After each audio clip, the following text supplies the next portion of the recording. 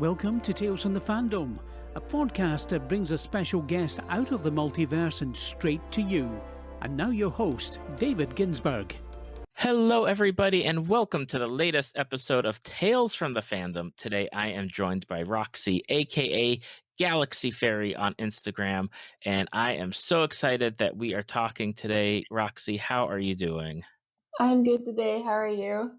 I am doing all right. We are recording this in the month of April while everything is going on in the outside world. Roxie and I are here to bring discussion about fandom to you, the listener who is hopefully taking a listen and checking out the podcast. Roxie, we got a number of different fandoms that we're going to talk about, and I'm going to just jump right into one that we share together, and that is Tangled. I'm so excited. This is literally like, I'm sure you've seen my Instagram story where I'm talking about it at least once a day. It's literally my favorite thing right now. I must confess that I do watch people's Instagram stories, and I do my best to like go through every single person, and it's like, dang, and you are not the only one who is talking about Tangled, and like we were talking about before we got started on the recording. I love Tangled. It is one of my favorite of like the Disney movies of recent times, I should say, and I feel it's very underrated or overlooked because I don't know, like the movie came out, everyone loved it, and then the snowball got thrown by Frozen and everyone was like, let it go, like goodbye Tangled.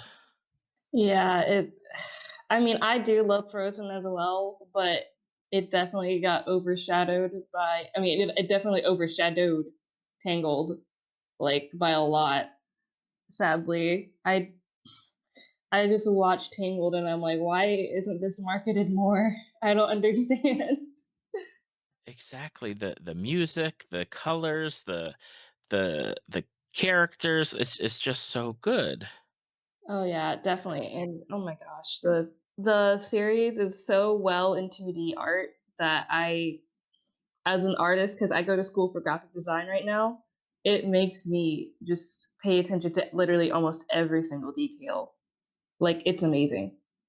How did you fall in love with Tangled? Did you see it in the movie theater? Did you see it like when it came out on DVD? Like what was the hook for you? Why is it like that thing where I send over this not verification, I send over this questionnaire and the first thing on there is Tangled. Like why is that like franchise? Why is that like your number one essentially?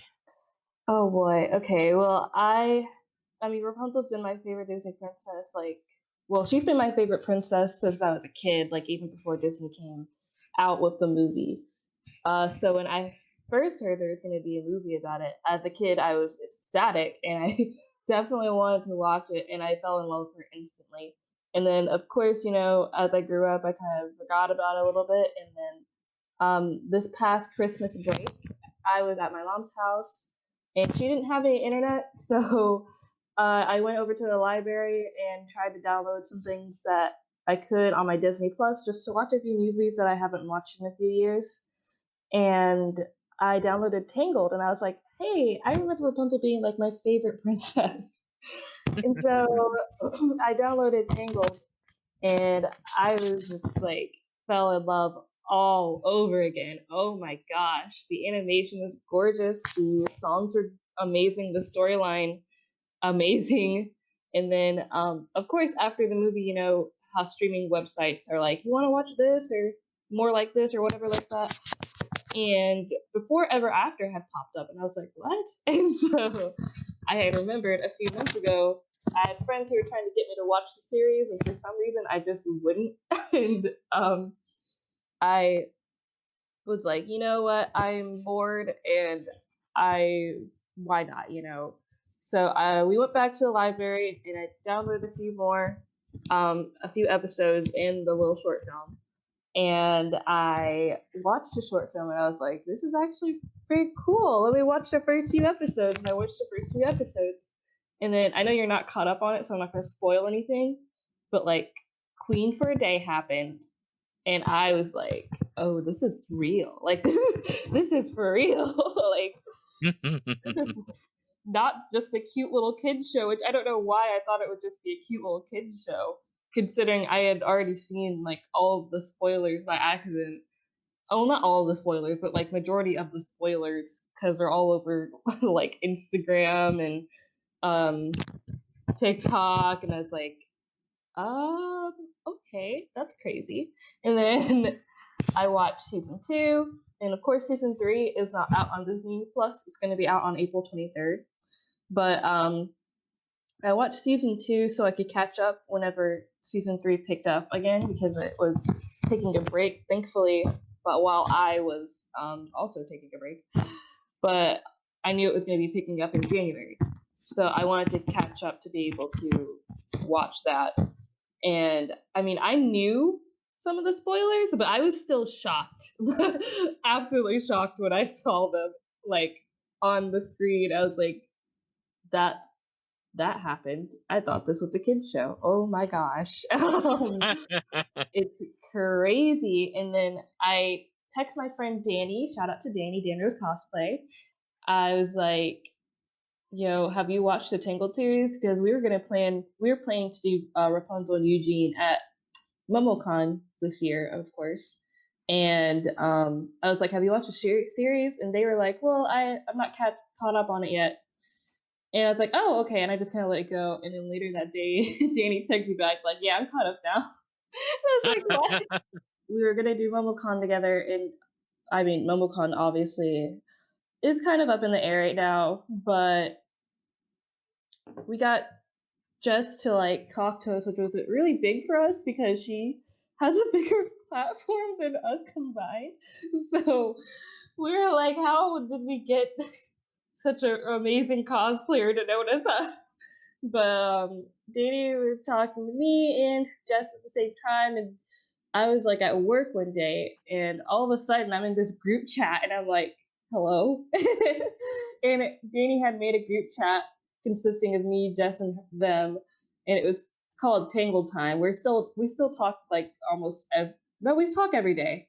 We talk like every day on there, and we have just been connecting so well. Like I consider them to be my best friends right now.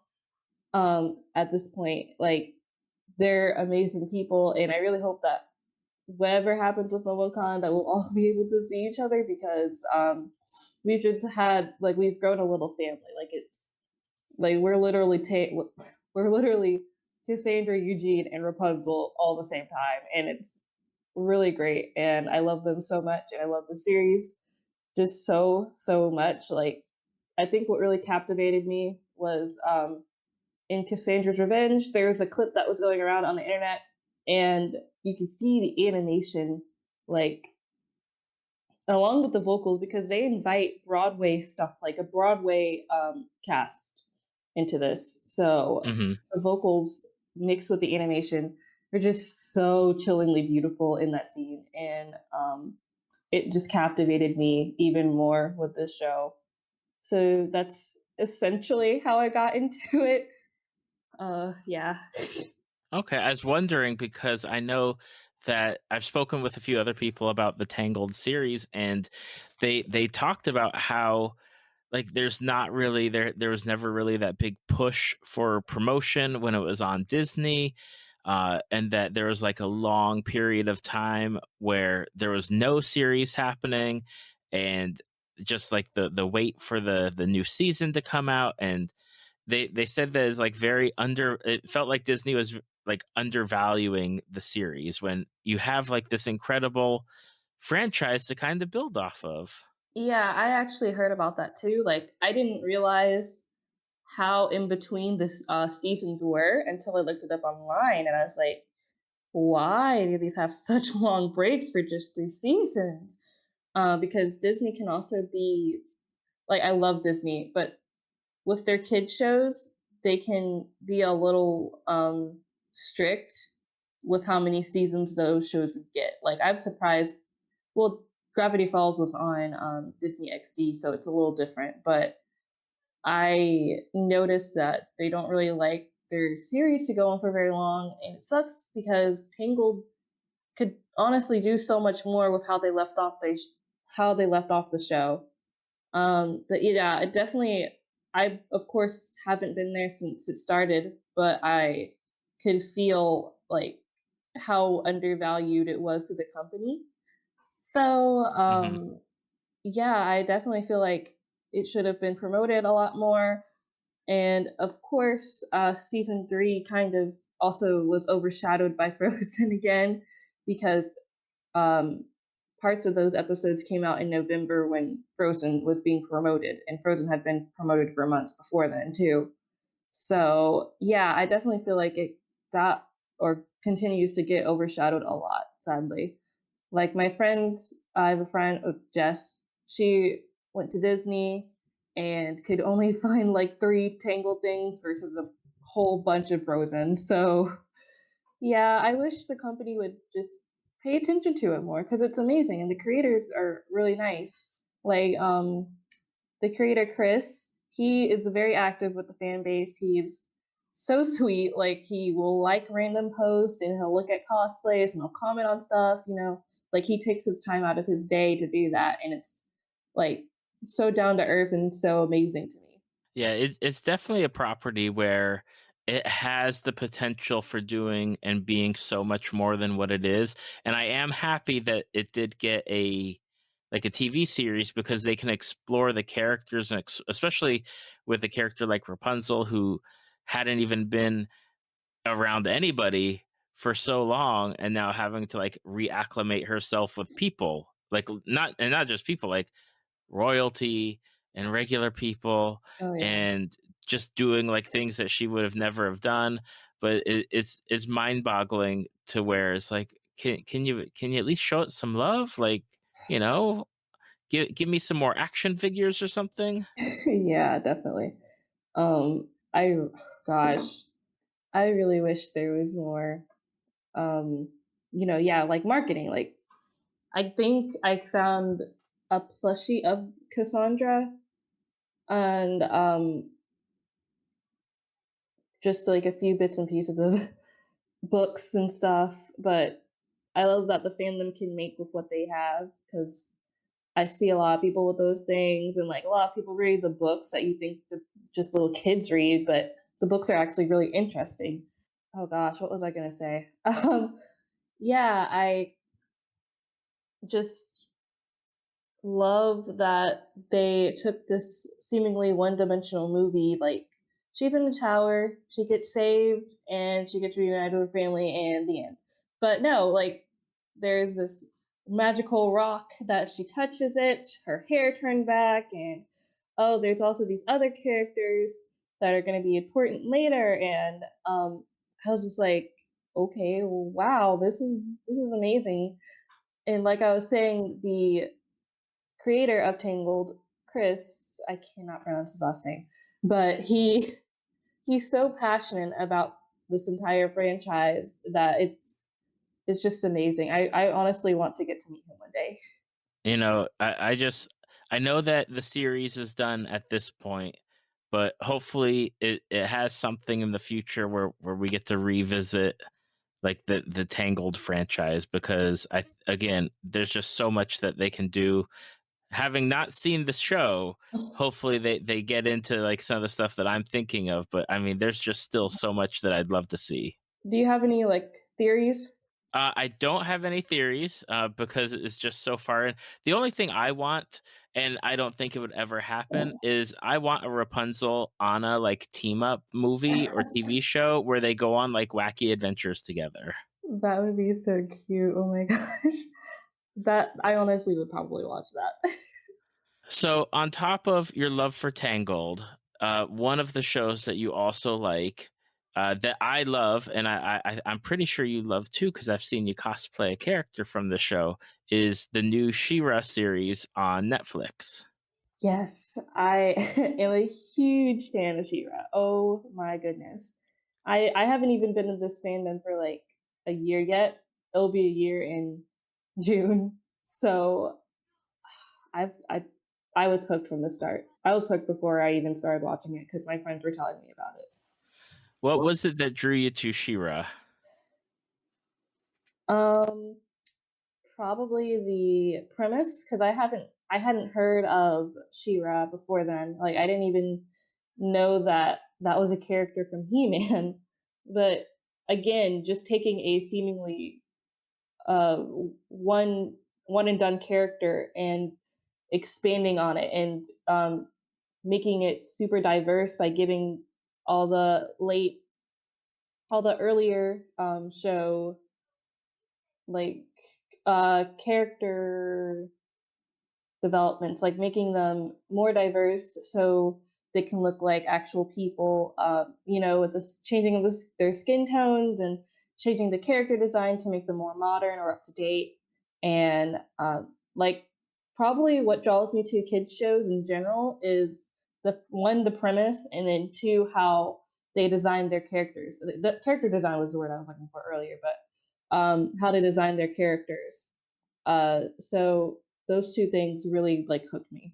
That is one of the things that I remember when it first came out. There's such an outcry, like from the vocal minority of people that just hated the designs, hated the characters, hated what they were doing.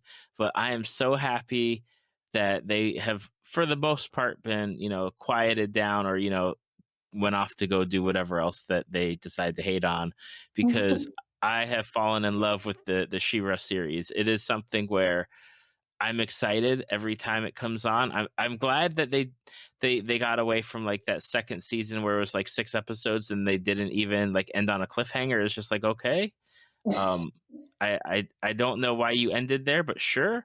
But the past 2 seasons have just been really incredible. Oh, definitely. This past season just took me for an entire whirlwind. Oh my gosh. On the She-Ra series, there's so many different characters. I have to ask, like, who is your favorite? Who do you love the most? Oh man. I'm pretty sure it's a little obvious that I'm a little biased towards Glimmer, but not of last season. Like when I say I love Glimmer, I mean season 1 through 3 Glimmer, and not season 4 Glimmer. I don't know her. Because she kind of went off her rails. She went to a place where no few could follow. No, oh gosh, ugh.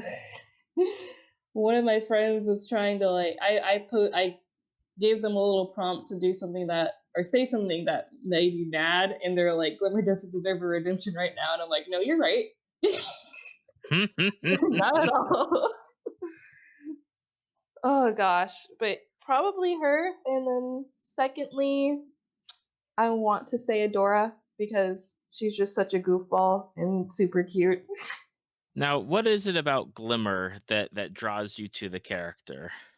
Well, when I first saw her character design, I was instantly pulled in because my favorite color is purple. So, I was like, I want to cosplay that.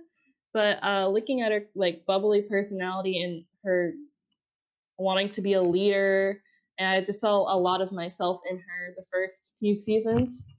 So when I when I scope out her favorite character, not scope out, but like when I think of my favorite characters, I think of characters who are sort of similar to me or have traits that I want to follow. So with Glimmer, it was how much she wanted to be a leader and how she wanted to reform, or how she wanted to reform the rebellion.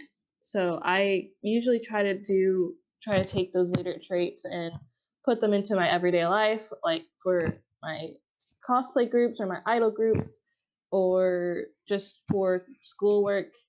Like if we have a project or something, I try to just put my best forth it. And I just love that Glimmer never gives up and just tries her best, essentially. Mm-hmm.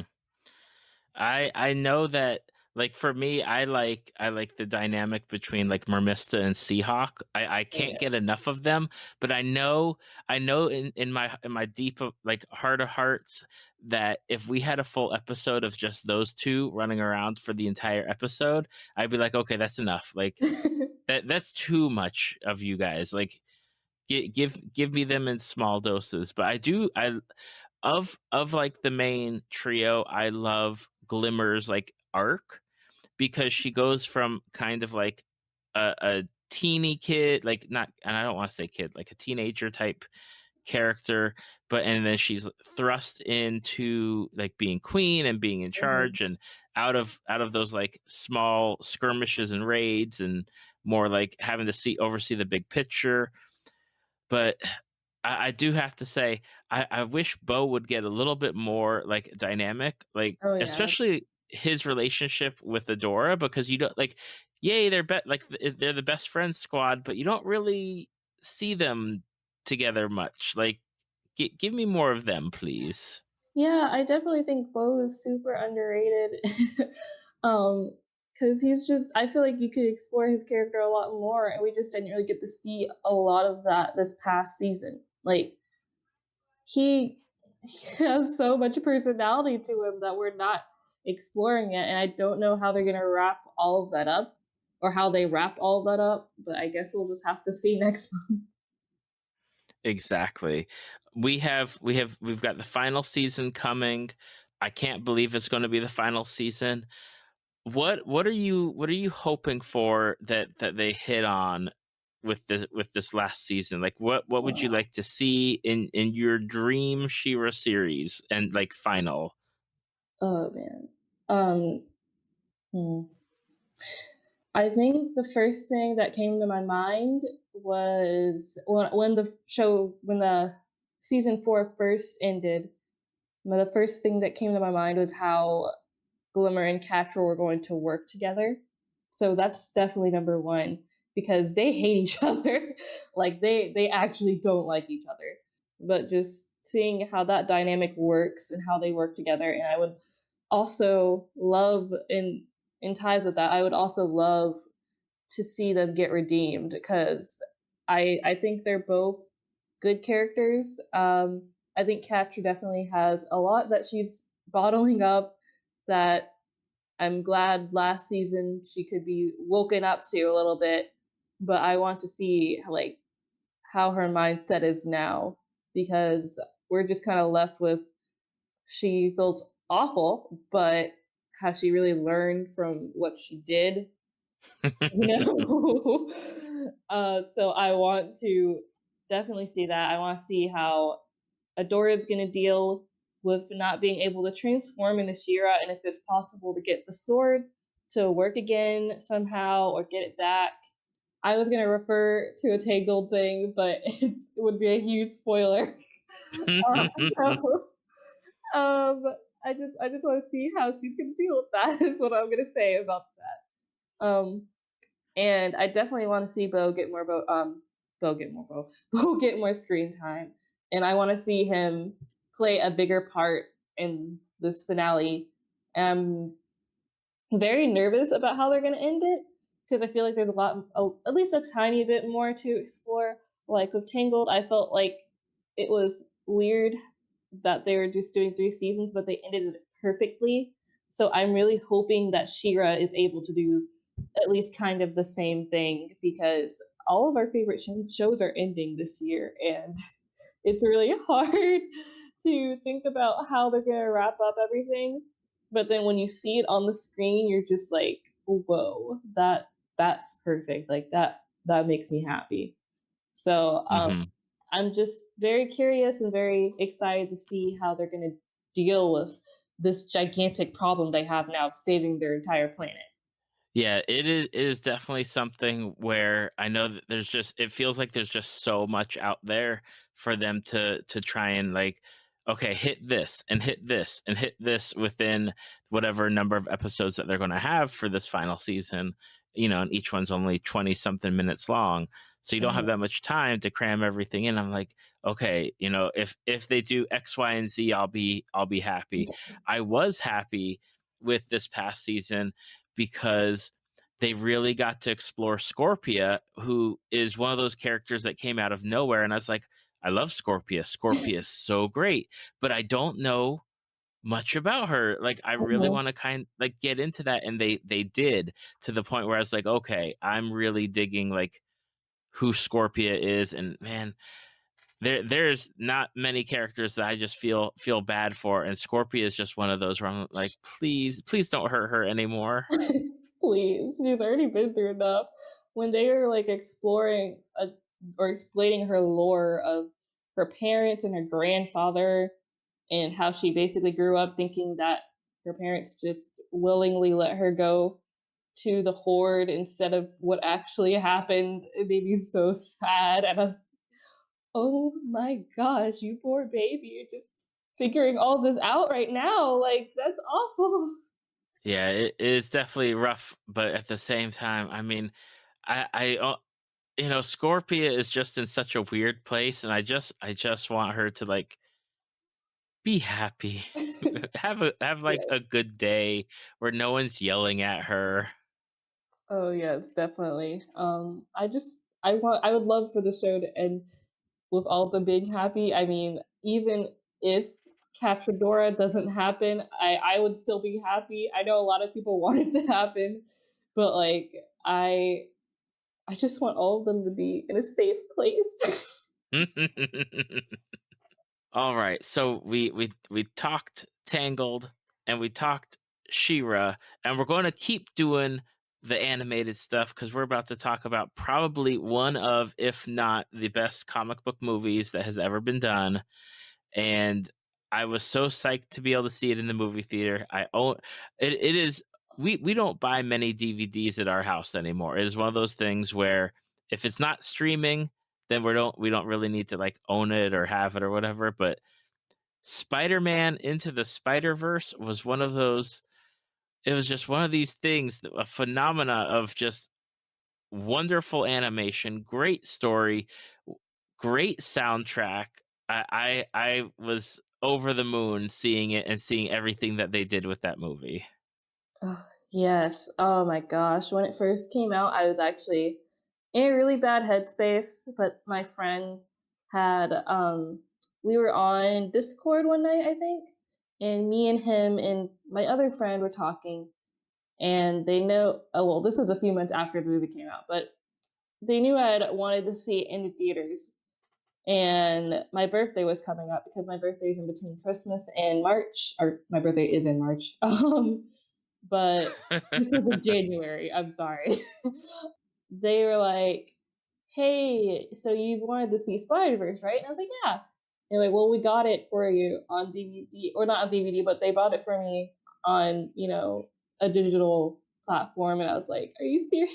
And I was so happy. And we watched it that night, and I was just captivated. Oh my gosh, because of the beautiful animation and how they use Adobe Illustrator. Like I use Adobe Illustrator and I need their tips because I, I was just taken aback about how they did that. And I don't know if they have an art book, but I would love to have it because I want to start collecting movie art books.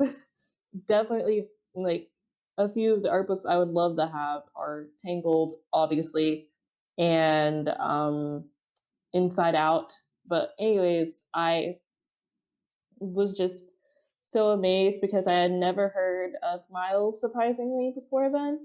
Even though my family is like we're a bunch of nerds, and so my brothers hooked me on comic books when I was a kid. Well, when I was a little kid, I just fell in love with him so much. He's like my little son now. I love him.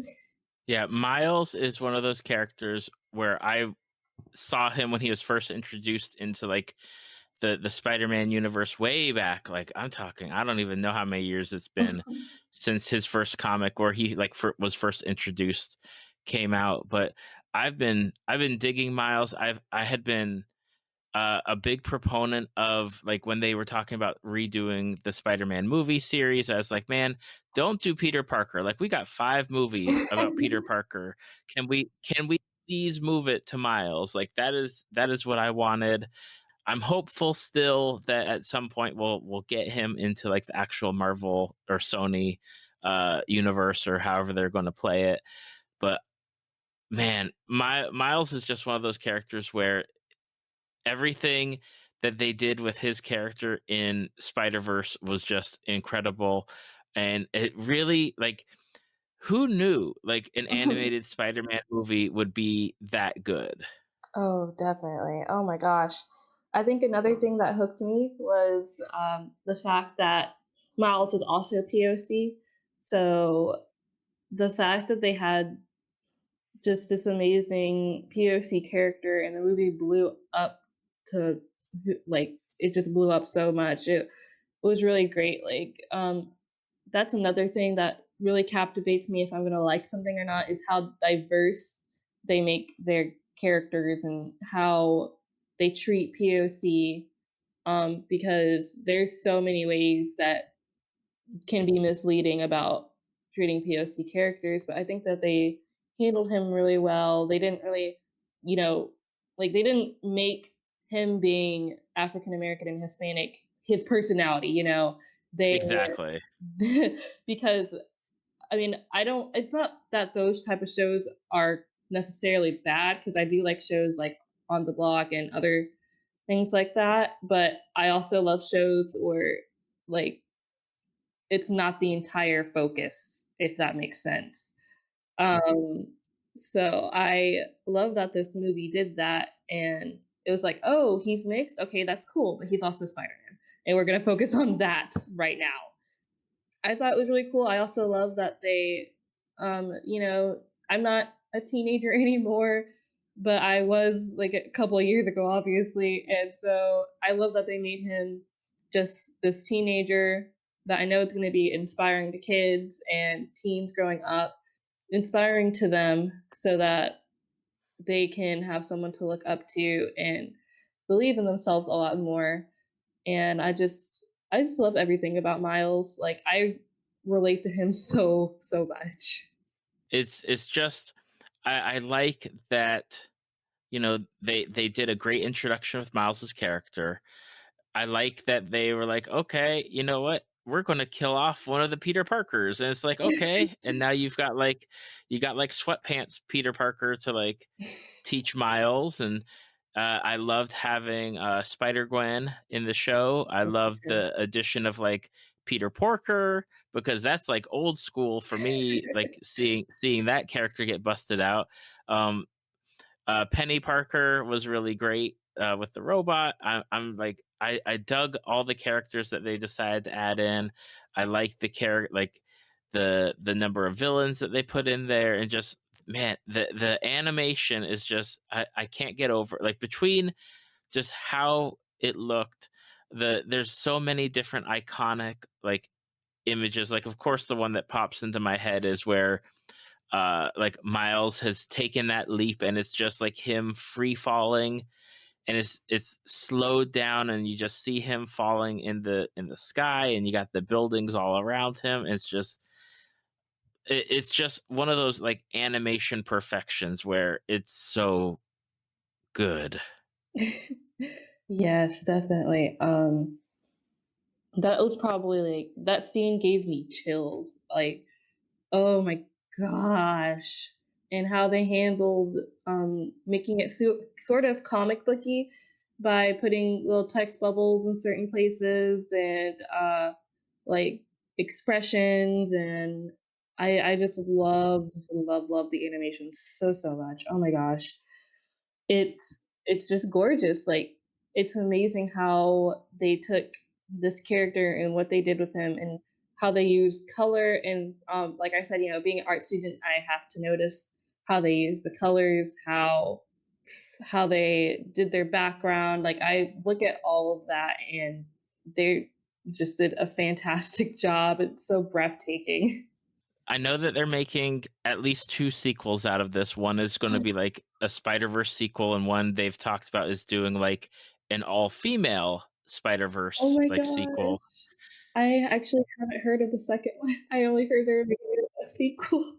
Oh my gosh, yeah, they're it's supposed to be with Spider-Gwen, and then there's a number of different other like spider characters like Silk that I heard being Okay. tossed around, Silk and like Spider-Woman, and there's like Mayday Parker, and it just there's a number of different female characters that have held like the spider like the spider costume and the like being a part of the spider family.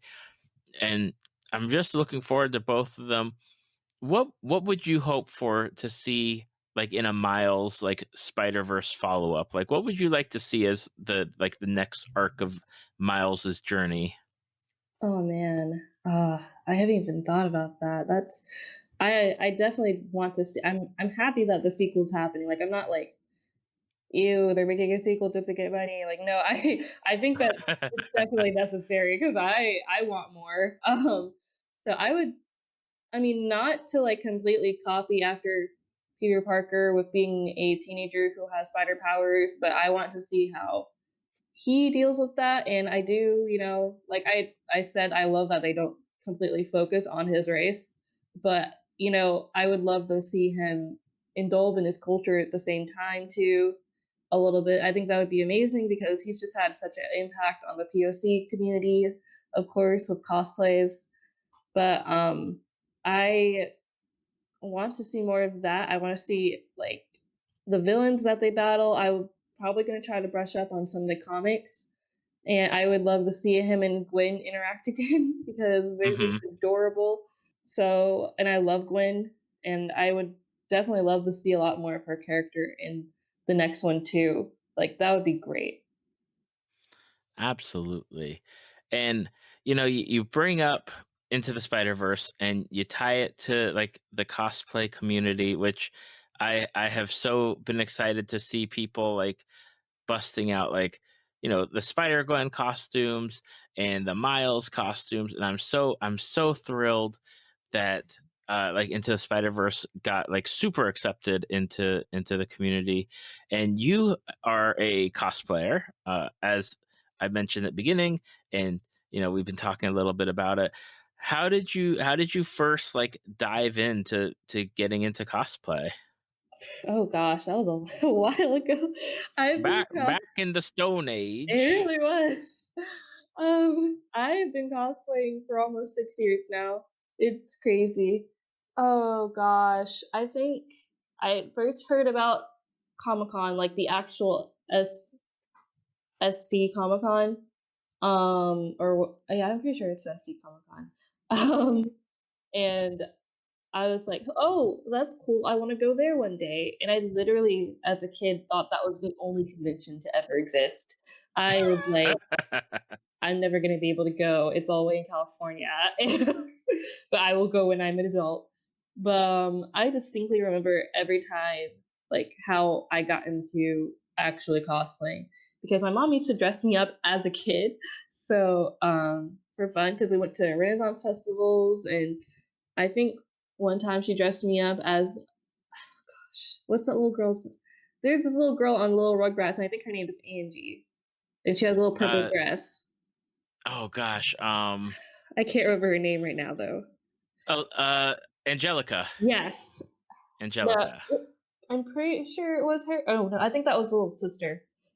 Anyways, she dressed me up as a little kid, and I still have that picture, and I'm like holding the little doll in my hand, and she would dress me up as a fairy whenever we went to the Renaissance Festival because I wanted to be a fairy, and surprisingly, that's not how I came up with my username, but I was in gym class my sophomore year of high school, and I was talking to this girl that we were just kind of clicked. And so we both liked anime and video games and all this other stuff. And she brought up MomoCon, and I was like, what? And so I was like, MomoCon, what's that? She's like, that's an anime convention. And I was like, anime convention? Those aren't here. She's like, yeah, it's in Atlanta. And I'm like, excuse me? So I I begged my mom to take me. I think this is like one of the only conventions she's ever paid for me, surprisingly. I begged my mom, can we please go? Because I really want to go and I want to experience this. And she's like, sure. And she paid for our hotel. I mean, my friend was going with me, obviously, but like she helped pay for the hotel and she paid for my ticket. And I was so happy about it. And this was back when MomoCon was like only $55. So it was a pretty good price compared to what it is now. um, I was just like taken aback because I hate to admit this, but first actual cosplay was from Homestuck. I don't know if you've heard of it, but it's a web comic, and I had been into it for I think it was a couple years before then. But yeah, that was like my first cosplay, and I cosplayed Nepeta, and I painted my skin and stuff because I wanted to be a troll because I was scared to do any of the human characters because at the time I the POC community wasn't like as big as it is now and as accepted as it is now. So I wanted to Hmm. be like a troll that has painted skin, which is which is awful. You know, you shouldn't feel like you have to do that to achieve a character, or you shouldn't have to cover your skin because. But anyways, I could go off on a tangent on that, but I cosplayed that, and I made the costume completely by my hand and by thrift store. I bought the jacket, I made the shirt, and I made the hat, and I had a friend help me with a few other things, and it went pretty well. I used my actual hair, and I will never do that again for majority of my characters unless needed.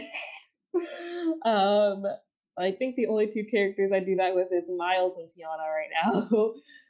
It was walking into the hotel because it was in a hotel at the time, and walking into that hotel was just like breathtaking to me. Like it was so big, and I was like, "This is amazing. Like this is something I want to continue doing." And that weekend was just so special to me because everybody was complimenting me, and I didn't think they could recognize me outside of my paint for some reason, but they did. And I was really happy about it. And it was just such a great time. And I will honestly always cherish those memories and being able to continue with this hobby and finding that is the thing for me that I want to do. So, yeah.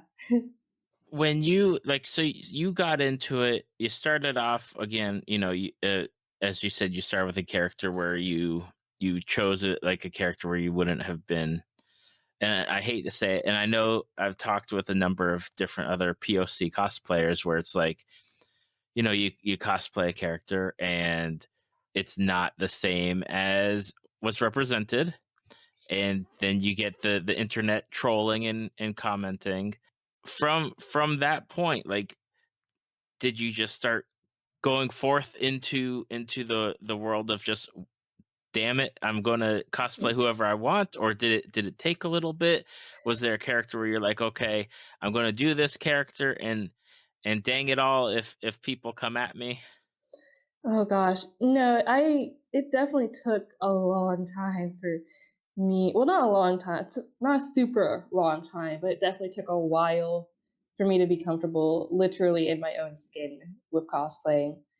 Um like I said, their community wasn't too big, but I'm pretty sure my first costume that I did in my own like skin tone was Jade Harley from again Homestuck, and I was so nervous. I was so nervous to post those pictures at all. Like, and I still get nervous today. I'll go more into that in a second.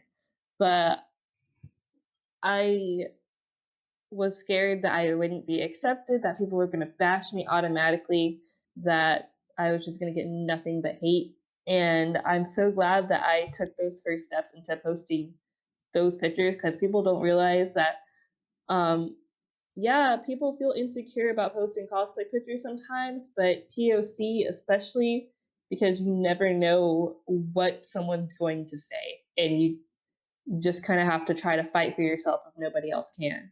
But I Hmm. cosplayed Jade, and it was an overwhelming amount of positivity. Um, like I got a few hate comments, I'm pretty sure, but the positivity definitely weighed out the negativity, and it made me so happy to realize that um, because those the human characters, they don't really have a skin tone. Like the creator does that on purpose, and so people were head canoning Jade as POC, or because she has long curly black hair, or sometimes people interpret as she has long curly brown hair. it was just making me so happy that people were like, "Oh my goodness, you're so canon, and I love your cosplay so much. It's so great." And it just gave me a confidence boost. There definitely is another cosplayer that I would love to shout out, Pax, Roxie Lalonde on Instagram too, because he is also a POC cosplayer, and I got to know him a few years back, and we actually got to meet up at a MomoCon. But he has a pretty big following, and so like having him on my back at the time was like, whoa, this is crazy. Like he would help defend me if somebody was giving me like a racial slur or like calling me names or something like that, and he would just help like give me a better following of people who would uh positively influence me and positively give me the strength to continue to do what I do. And, even now I struggle a little bit with trying to post something or scared to post something. Like with Rapunzel, I hadn't done a blonde character in a very long time. So I was so like anxious to post pictures of just a test of her. Um, and I'm so glad that I did, because I had got a very like positive reaction. I don't think I have gotten any hate comments from her just yet, thankfully, but I got a lot of love and a lot of support from my friends. Like my friends are probably my number one supporters, and they help push me into breaking my broadening my horizons. And I also had to push myself a lot during the first few years of me cosplaying. I had to push myself a lot to just get out of my bubble or get out of the headspace that I need to only do POC characters, or that can't do any other characters outside of my skin tone.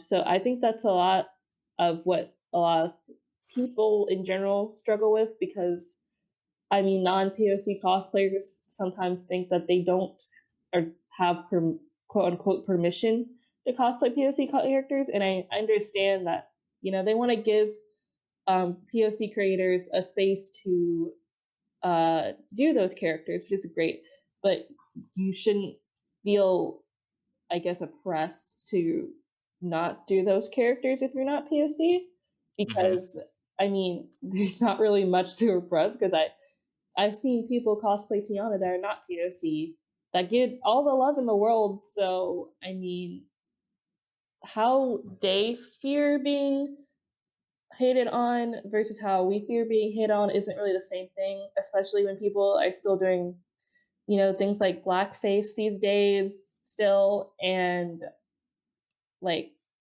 I don't understand what's so hard about not painting your skin for a character that is human or has similar human, skin tones. But yeah, I try to balance out how I am looking at the community and how I want to look at myself, and how I can help contribute, because when I first started cosplaying, like ever since I first started cosplaying, the number one thing I always wanted to do was inspire other little black girls to do, or other little black kids to do whatever they want. And that's the mindset that I have now, is that you can literally do any character that, is not offensive or is not harmful, that you can literally do any of those characters that are amazing to you and cosplay them. You can do whatever cosplay you want. You can interpret it how you want. I thought when I was first cosplaying that accuracy was everything, and that I had to be accurate literally all the time. And I realize now that you can be accurate. Like if that's what you want to do, like if accuracy is your number one thing, like that's cool. But you can also interpret things into your own vibe. Like I love seeing characters. Think there's this girl on TikTok. I can't remember her name right now, but they cosplay Sailor Moon, and they gave Sailor Moon curly blonde hair, and I was like, this is so gorgeous. Like, and she was a POC cosplayer, and I'm like, a this is beautiful. Like, I love that. So little things like that, just being able to take that first step. Like one of my friends was scared to do her Daisy wig because she wanted curly, like natural, like a natural vibe of curly hair for her Daisy wig instead of just sleek and curly at the bottom, like when. Mm-hmm. So she's like, I don't know, I don't think people are gonna like it. I'm like, dude, do whatever you want. Like, don't let anybody tell you that that's not Daisy or you're wrong for doing that. Like, that's stupid. Like, no, like you can do whatever you want with the character as long as you're not offending or harming anybody. I think that interpreting, especially in the POC community, like how I've seen people interpret different characters is just amazing and astonishing to me. It's gorgeous. So I definitely had a long journey of accepting myself and realizing that there's nothing wrong with my skin tone, that my skin tone is beautiful, and that I shouldn't be afraid to do literally any character that I think is amazing. So I totally agree with you. 100%. I mean, I come from the background of who I am, which is just old white guy right now. Well, not old, but but I love having POC cosplayers on to talk about their experiences because the what I hear or what I see is that there's a lot of, oh, I don't know anyone that's happened to, comments. And it's like, can you just like open your eyes or ears and realize that just because it's not happened to you because of your skin tone, which is generally white, yeah. or because you don't have the relationship with maybe people that have had that, doesn't mean it doesn't exist. And it's just so entirely frustrating. In fact, I was scrolling through Instagram just recently and I noticed like it's not someone that I follow, but I was like, man, her skin is really dark. Like not and I went through and I checked her normal pictures. And I was like, okay, well, I see that her skin is like my skin tone, but then in some of these other pictures for these cosplays, she's definitely darkened it. I don't think the character is like a a POC. I'm like, why are you darkening your skin like that? Like it doesn't. I don't get it. Like, can you just do the character without having to like do all the extra stuff? And unless I mean, like, if the character is like blue or red, totally understand that, okay? Because there's no blue or red people walking around. Oh Like, yeah, I'm definitely. not talking like I'm talking like red as in like Christmas red or something Mhm. like that. It is just wild. I don't know. I hate it. I hate the hate. Yeah, I hate the hate. there's I'm definitely not gonna name, but I know there was this cosplayer who had darkened their skin tone for a certain character that I also cannot say because I don't want any drama, but I know that they had done that and that they were trying to say, gosh, I'm not going to speak too much on it, but like it's just that they were just trying to basically not even acknowledge that they had done anything wrong, um, or just eat up the apology Mhm. and not really take responsibility for what they had done. But I think a lot of people don't understand that them doing a POC character versus us doing a non POC character or a character with lighter skin tone is so different. It's gonna get different reactions. Like I've literally seen no bad reactions from like a, a particularly lighter skin tone person doing a darker skin tone character. Like Mhm. um and there is, oh yeah, the thing on Twitter where that girl was cosplaying a character from the Demon Slayer show, and This is my favorite comment whenever somebody comments something stupid because it's like X character isn't black. Okay. That's the comment I see the most on these kind of things. And so I'm like, do you have anything intelligent to say? Obviously, but they're not white either, so Right? I don't understand where your argument's coming from. Like every time I see that comment that X character isn't black or X character isn't darker skinned, X character isn't white either, but there's a whole bunch of white people cosplaying them, so I don't understand what the problem is. I totally understand. I do want to ask, do you have a favorite character that you've done, like the one character where you're like, dang, like this is the best thing I have done for characters is this character right here. Oh boy, okay. Um, oh gosh, I just got my Rapunzel dress today, so I'm not gonna say her because I haven't fully tried it on yet. But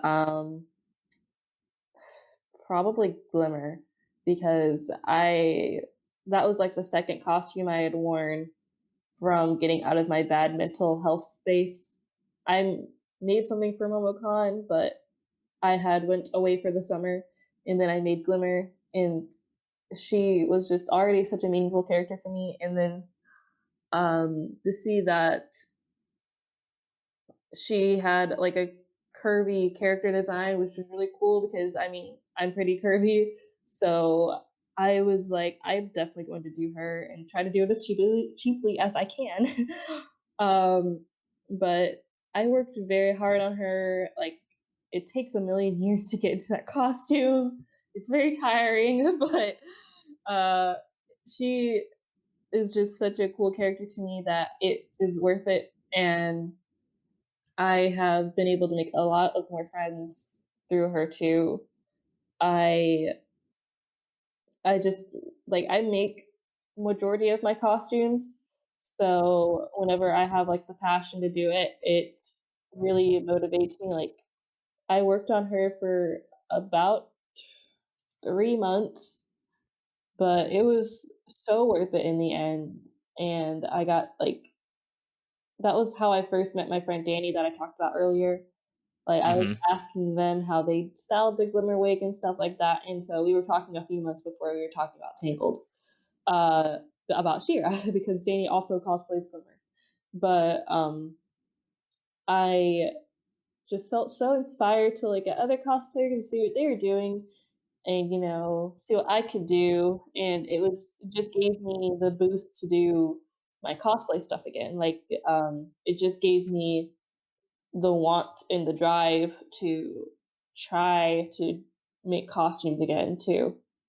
I'm so glad that I stumbled across your Instagram cosplay because I dig what you do. I think Thank it's you. cool, and I love getting to see what you put out next. And I'm like, okay, yeah, Oh, I have a I'm lot excited. planned.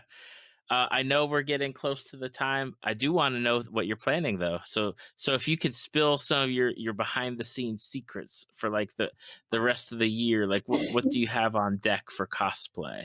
Oh boy, I have a lot now. Let me see if I can pull up my cosplay list because I have a very bad habit of forgetting.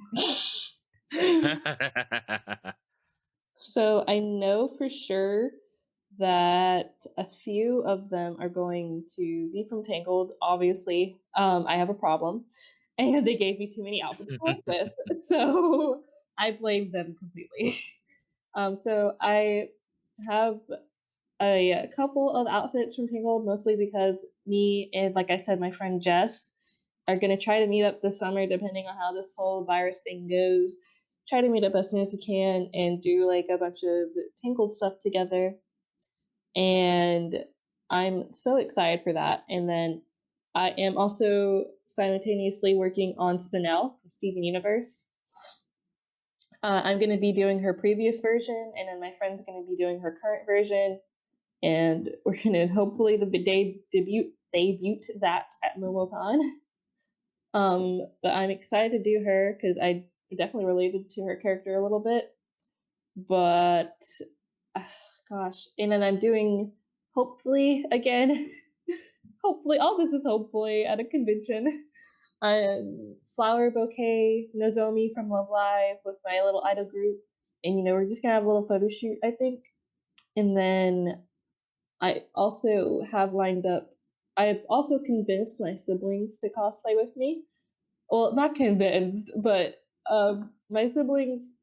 Side note: my siblings, like within the recent years, they have said and they've told me that they just get inspired by my cosplaying and what I'm doing. So it really helps like encourage me. And my sister's like so a lot more now that she's seen me doing my stuff. So I convinced her to do Elsa and Anna with me. Don't know what that's going to be, but I want to do their travel outfits because Anna's travel outfit is gorgeous, and I want to cosplay it very badly. And then I've been asked for years to do Elsa, so hopefully I'll do Elsa. I'm going to definitely try to interpret her hair differently. Like I had mentioned earlier, I love how POC cosplayers do that, and I definitely had always had plans of interpreting her hair differently. So I am probably going to do her show yourself outfit. It's going to take forever, but I might. And probably a few more that I'm forgetting about right now, like Mermista and yeah, Mermista. Gosh, what's another one? Far From Home, Peter Parker. So definitely those, and a few OCs. Awesome. Very cool. I'm you know what? I am so excited that I'm following you, so that way every time I see a new thing I can hit the like button and comment and be like, this is awesome. Thank you. I love it. Because Instagram algorithm hates me sometimes. Now for people that have listened to this podcast and they want to go do what I have done and hit that follow button to like follow your work, like what are the best places to find you on the internet? I think the most places I use are Instagram and TikTok. Yeah, the most places that I'm active on are Instagram and TikTok, which are both GalaxyyFairy, except for Instagram. It is Galaxy with 2 Y's in the Galaxy because someone took that name. But on TikTok, it's just GalaxyyFairy, how you would normally spell Galaxy and Fairy. And then Okay. I have a photography account, Pop Roxie Photography on Instagram and Facebook, and that's for cosplay and regular photography that I like to do. And then I also have a few idol pages that I do, and I wish I had the time to name off my friends' idol pages as well. But mine are Colorburst Idols and Melanin.idols because I wanted to make a POC, strictly POC idol group because there's not a whole bunch, and I wanted to expand on that. So yeah, those are basically all of the aliases I use right now.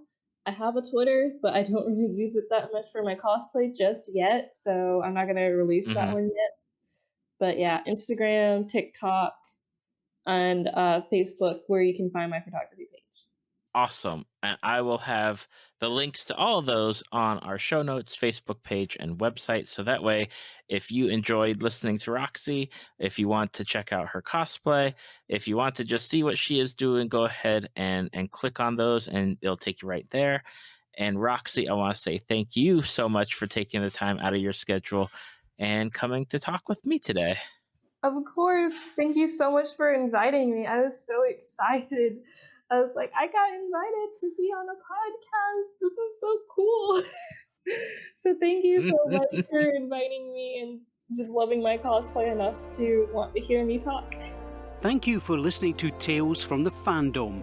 Subscribe to us on iTunes or your podcast app of choice. Follow us on Facebook at www.facebook.com/Tales from the Fandom to see photos, links, leave feedback, and check out upcoming guests. If you'd like to be a guest, email David at talesfromthefandom@gmail.com.